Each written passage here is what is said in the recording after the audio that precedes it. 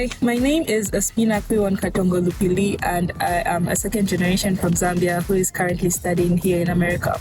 And I'm making this video basically to tell you how I got here. So, I did mission with the CIG missionaries for 2 months last year, it started in, I think, March. Yeah, and by doing mission, witnessing to people, I was inspired by that. And so I decided that I wanted to do CARP here in America at the same time go to school because, I wanted to find a balance between my physical and my spiritual. So after doing that, I decided to apply for 2022, which is basically for August last year. And I did a 7-day condition so that everything would go well. But nothing happened and I wasn't able to get in, unfortunately. But I still persevered and my parents encouraged me to reapply for spring 2023. And at the beginning of reapplying, I did a 21-day condition. Both prayer and Jongsong vows and everything, reading. It was an intense condition, but I really wanted this to happen for me. And I had faith and hope that it will happen. My condition finished and mid preparing, nothing was really happening. And so I did another condition and I was asking God, please let this happen. I want this to happen. Make this happen. Basically, I was telling God, make this happen. And I did another condition and nothing happened. And in the last 40 days, right before my deadline, I did another condition and I was telling God, please let this happen. And these were intense conditions like 40 vows, prayer, reading, and it took up much of my time, but I wanted this to happen. And guess what? I did not get in. I did not make my deadline still, which was very, very discouraging, but I did a 3-day fast after that. And I told God that, honestly, I don't know why this didn't happen. I did everything that I could, both spiritually and physically. I know my parents were really doing their best, but nothing happened. But you know what? That's okay. This condition that I'm offering unto you is just show me my path. Like, whatever your will is, let it be. And on the last day of my 3-day fast, everything started going well. My documentation went well. My TOEFL test, I passed my TOEFL test with 102 out of 120. So I passed my TOEFL test. That's the exam I took. You can also take other exams like IELTS and SATs, but TOEFL, because SATs were not required at my community college, which is Montgomery Community College right here.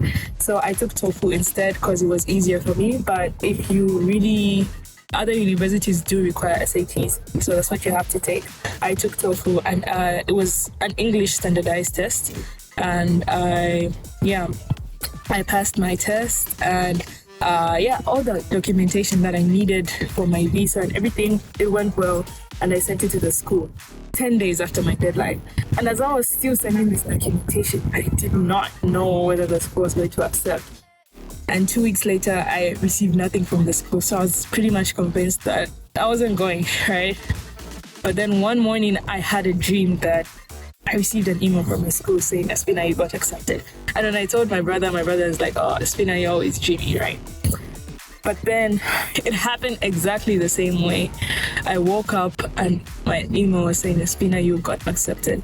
And it was so wonderful. From then on, everything like my visa preparation, I had to pay a service fee. Basically, that's what they'll ask you to pay as an international student for your visa processing, which is about $350. I had to pay that. And at the same time, I also had to go for an interview at the embassy. I had to bring all my documentation, like my acceptance letter. They will issue you an I-20 form after you get accepted. I took all that to the embassy. And at the embassy, everyone was getting their visas denied. I was in line and everyone was getting the visas denied, and I was so scared, like, Heavenly Parent, please help me. And I was the first person that day to get my visa accepted. And 2 days later, my visa was given to me, and it was so wonderful. And even traveling here was also kind of challenging. Ticket prices were high, but I was able to find an affordable price. And coming here as well, it's nothing scary if you've never traveled alone before. It's totally amazing. I came here, though I encountered some issues with security. I don't know why, but I still made it here overall. And I joined a wonderful family called CARP PMP. and now I'm doing Carb DMB. I'm at school, and I'm just making this video to encourage you to chase your dreams. Sometimes it feels so hopeless. Sometimes it feels like nothing will happen, but you have to do it. You have to make sure that you do it. And I'm emphasizing that you shouldn't only focus externally, especially if you want to pursue college. Look at the internal aspect as well. You need to find a balance between the two. So I feel like if I didn't make all those Johnson conditions, I wouldn't be here. But if I still didn't make effort externally as I was doing those Johnson conditions, like studying for my TOEFL test, then I still wouldn't be here.